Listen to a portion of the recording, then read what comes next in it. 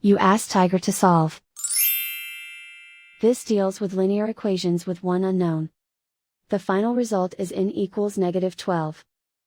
Let's solve it step by step. Swap sides.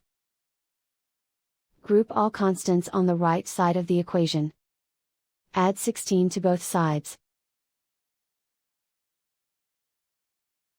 Group like terms.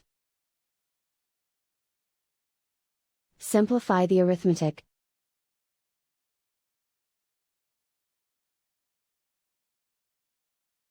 Isolate the n. Multiply both sides by inverse fraction 3 over -1.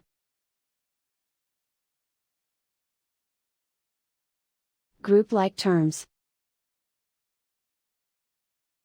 Multiply the coefficients.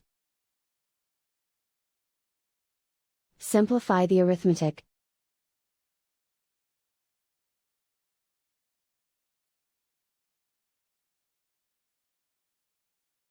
And so the final result is n equals -12.